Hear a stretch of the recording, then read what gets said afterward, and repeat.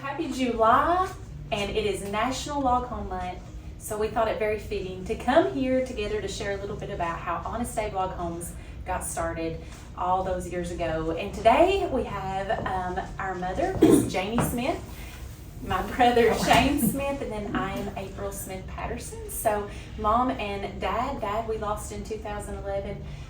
But Mom was right there with him every step of the way. So we just thought we'd come here and share a little bit about how it got started. I can remember when I was about 4 or 5, and that was about as early as I can remember anyway. But we built the first log house. My grandpa had a sawmill just down below our house. And I think Dad just kind of had the idea. He was already in the sawmill business and making pallets, and he kind of had the idea of, hey, I want to start making log homes. So he made one for himself. And my grandpa let him cut it out, and they done the original dovetail notch, put it together, and we was poor back then. And I can remember the only thing we had finished, Mom, was the upstairs. Yes. And we would have to stay up there because it was the only one place in the house. So we stayed upstairs because there was a heater up there. If we wanted to use the bathroom, we had to run down the steps really quick, go to the bathroom because it was cold in the bathroom. And but I can remember that, and it was Randall or Shell Gas that finished the house on the inside. Well, actually, Randall and Shovel finished it. They done the cabinets at the time, and that old style checkerboard floor. Yeah. I can remember at the time that was the prettiest house around. Now today it was just a little bitty house. You know, it wasn't that big back then, but I remember once you got in the house, you didn't know what was going on outside. It was sound. It was, a storm could come and you wouldn't even know it unless you opened the door or opened the window. Didn't shake, didn't move. Really sturdy built house once we got it done. I can remember if I didn't do my chores or do things I'm supposed to around the house, Daddy would cut the cord on the TV with a knife. You remember that, Mom? Oh, yeah. Then I got real good at wiring, so I could wire it back together and I still watch TV. But after he built that, he had the idea of going into Honest Abe Log Homes. He went to Tennessee Tech and asked the guy, I remember if he thought that was a good idea or not in economics, and the guy said it would, you know. And of course, that just turned Daddy on. Made him want to do it more. I think it did. Mama probably agreed with the economist and stock. You know, I don't know, Doug, we're into enough already. And I tell you, you know, it wasn't easy. I remember my britches had holes. That was before having holes in your britches was cool. You had patches on them back in, and we just struggled to get by. But he got one of his buddies, a guy named Rick Denton. He hired Rick and started Honest Abe. Now, once Honest Abe started, it was I remember it being a real tough business. It wasn't easy. At the time, we were going to build them out of poplar, which is the kind of logs we saw. Later on, I think with Rick's advice, we got into white pine. There's a lot of different kinds of pine, but white pine's the best. And it seemed like it held up and didn't shrink or check or a lot of the things that poplar would, you know, it wasn't as heavy. You could build them easier. And, you know, with the help of him, later on, there was Jackie Cherry come into the scene, was a big asset, very smart individual. Man, there's a lot of people now. It wasn't just Dad that kind of come into the picture to help make all that work. Freddie Kendall, Randy Fudge, I can name. We could talk about this. Uncle Jim was there from the get-go. I remember getting up of a morning and watching Uncle Jim on the Ralph Emery show. Oh, yeah. You remember that, Mom? Yes. 4 cartoons come on. Uncle Jim had the old Honest Abe hat on, and he would sell them. And then for a long time, the mills and the pallet mill funded Honest Abe to keep them going. It wasn't a profitable business at all. And but after a while, that place took off, and I think with the help of a lot of real good people, man, our homes, we were building things that I couldn't believe. I mean, huge houses. And back in the 90s, it just, I don't know, seemed like we were building over 200 houses a year. And it was just unbelievable. And all of that effort from all the people and Dad I can remember, I think a lot of people thought all we done was sit around and counted money. When it was right the opposite. We was trying to figure out how to pay all the bills. But the effort of Dad, Rick, and all those other people, Honest Abe was the meals in the pallet mill, you could work 5 days a week and go home. Not Honest Abe. It was a 7-day-a-week job.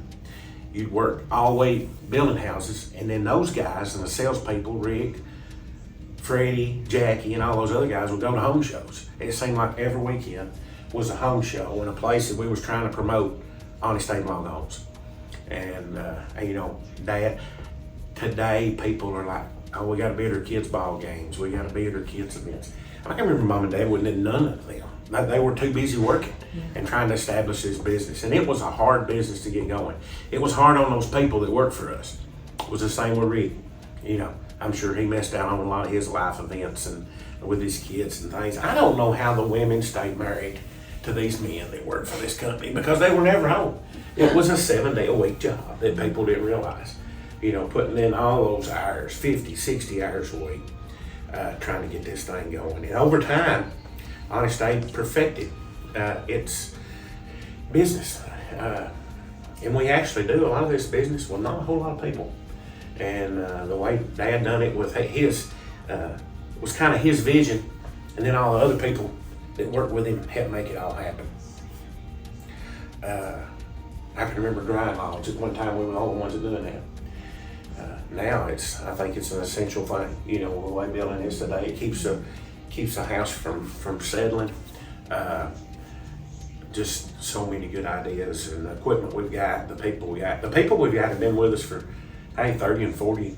They're just like family. They are. It is a big family. Jackie, you know, even Jackie's still with us, and you could call him an older guy, but I'd call him a more experienced guy. Anytime I call him wanting something, he'll tell me that's what I'm asking is not what I need. And then if I order however many pieces, it won't come that way. It'll come less pieces, but I have absolutely no waste. So Jackie knows more than me on a lot of that situation. And Freddie, the guy that designs the houses and lays all out all the pieces you need. These guys have just done this so long. It's not like Lincoln log houses to build. You know, a lot of people comparing log homes to getting a Lincoln log toy set and putting it up, but it's very complicated. But we've made it with the people we've got a very simple thing to build. And I live in a log home. My sister lives in a log home. My mama did until she, our original log home she lived in just here recently. But our friends live in log homes. A lot of her family lives in log homes. A lot of people that work for us live in log homes. But we love them, and it's different. It's not like any other homes in the neighborhood. You know, a lot of people will see a log home and slow down and say, "Ooh, look, there's a log home in the Smoky Mountains." Oh yeah. Everything's log homes, but we're real proud of our business and the people that we work for, and we're really proud of our homes that we built. You know, that we go by, people tour, and you know, we go by and look at those, and are real good friends with all those people too.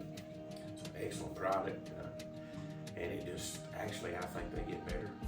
Don't you? I agree. Mom's never liked carpet. She likes hardwood floors, and they're easy to keep. I grew up, I wasn't hardly ever sick, you know. When there's it used to be when there were bad storms and tornadoes, people come to my house, and you know, it's a great business. Again, it comes from nothing to something real big. I don't know. Broom handles. Often broom handles. From Dad making broom handles and being in the sawmill business and the pallet business, and today it turned into what it is. It's real impressive.